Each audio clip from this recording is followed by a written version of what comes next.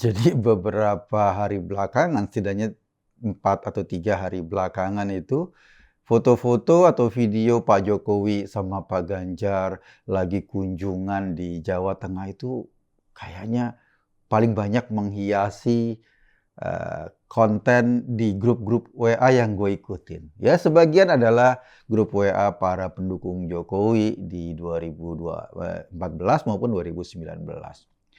Mereka kaget, ternyata hubungan Pak Jokowi sama Pak Ganjar itu mesra banget ya. Wong mereka duduk atau katakanlah, jalan menggunakan mobil dinas kepresidenan, satu mobil antara Ganjar dan Pak Jokowi.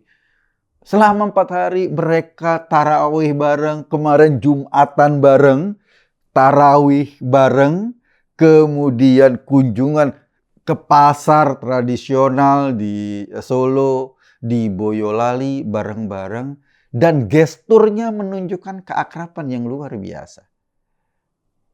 Padahal ketika ada kasus kemarin, ketika kasus gagalnya U20 dan skenario kemudian mengarahkan bahwa yang menyebabkan gagal adalah Ganjar Pranowo, lalu kemudian digembar-gemborkan bahwa Pak Jokowi dengan Pak Ganjar hubungannya tidak mesra lagi. Pak Jokowi marah, bahkan marah kepada Mas Ganjar Pranowo. Apalagi setelah itu, kemudian ada kelompok partai-partai politik yang bergabung buka puasa bersama menamakan diri dengan koalisi besar. Seolah-olah pada saat yang bersamaan, Pak Jokowi lebih suka mengendorse Pak Prabowo sebagai penggantinya dan marah kepada Ganjar Pranowo. Itulah yang tersebar ke publik.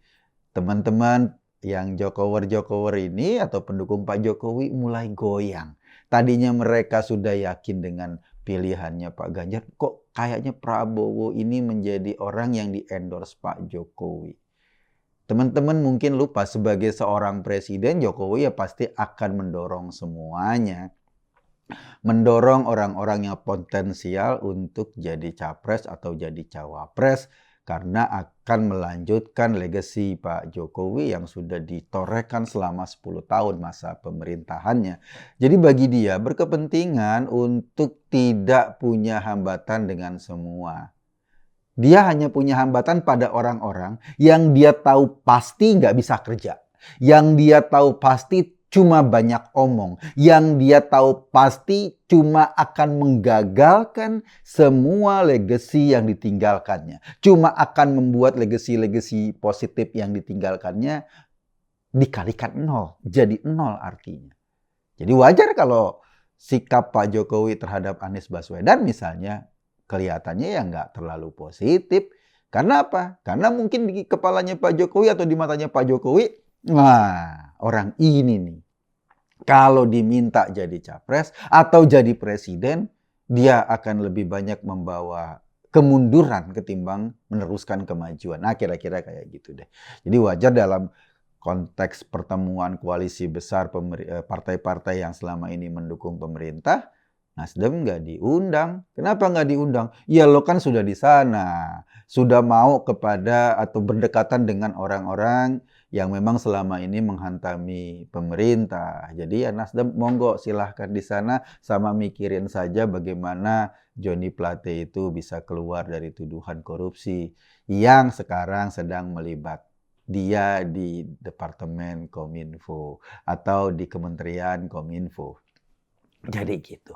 Tapi pertanyaannya, apakah benar yang di-endorse Pak Jokowi itu Prabowo sementara dia ninggalin Ganjar? Ternyata buktinya nggak gitu tuh.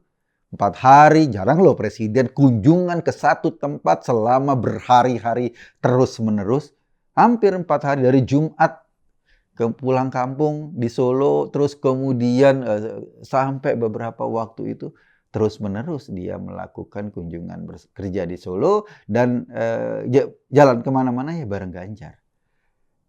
Itu menandakan ada hubungan personal, ada endorse yang lain.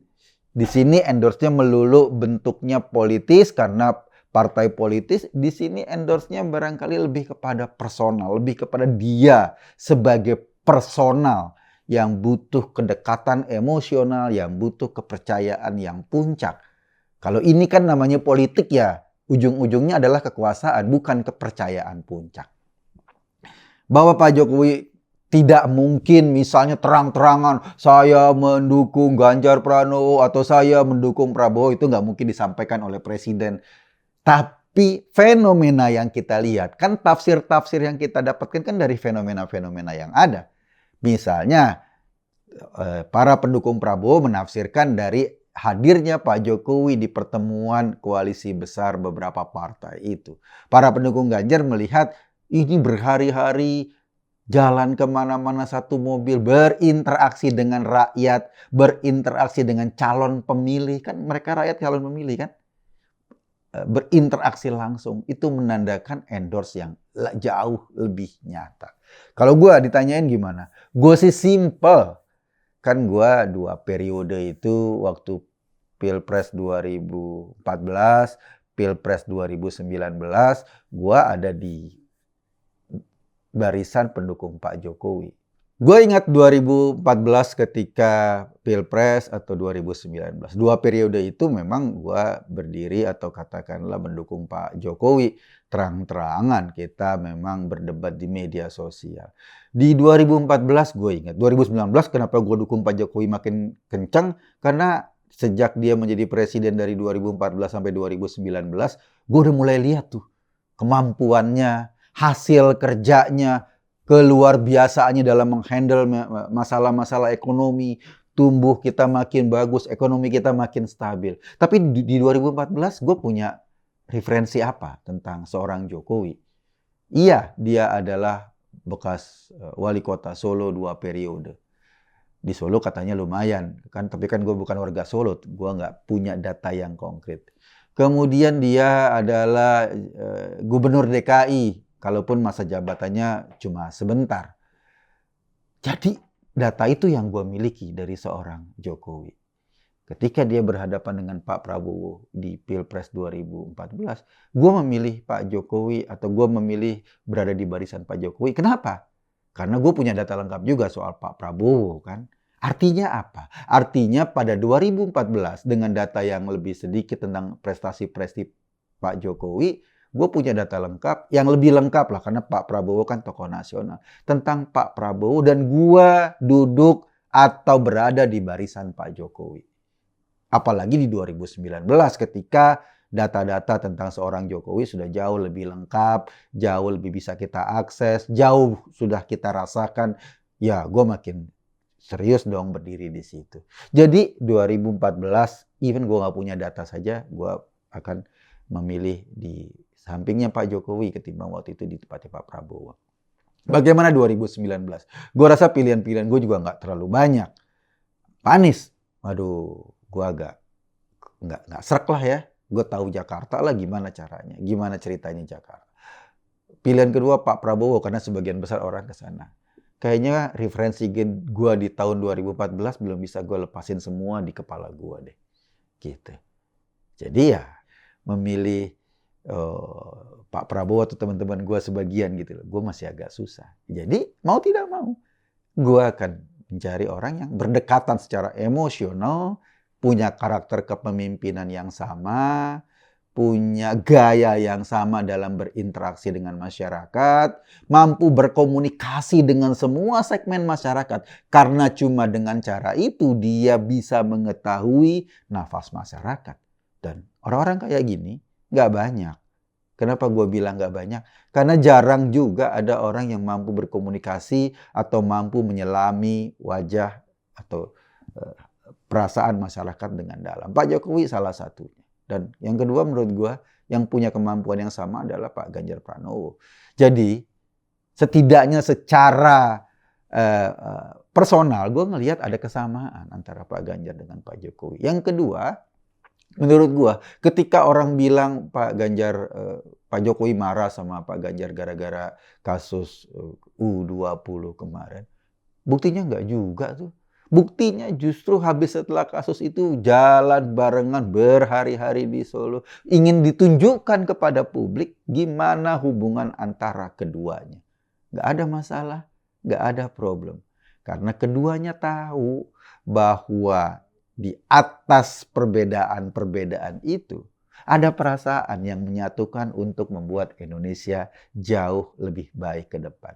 Hubungan Ganjar dan Jokowi kayaknya bukan hubungan antara dua orang politisi lagi. Ini hubungan dua orang manusia, dua orang warga Indonesia yang amat sangat mencintai bangsanya. Jadi hitung-hitungannya bukan cuma hitungan politik, hitung-hitungannya bukan cuma hitungan untung rugi hubungannya, hitung-hitungannya bukan cuma karena beda pendapat dalam beberapa hal lalu sudah mutung, tidak. Hitung-hitungannya lebih jauh dari itu. Karena ada kedalaman pemahaman, kedalaman perasaan, dan visi yang sama tentang Indonesia masa depan. Gue Kekun tadi hanya mengajak Anda berpikir, kesimpulannya terserah Anda. Terima kasih.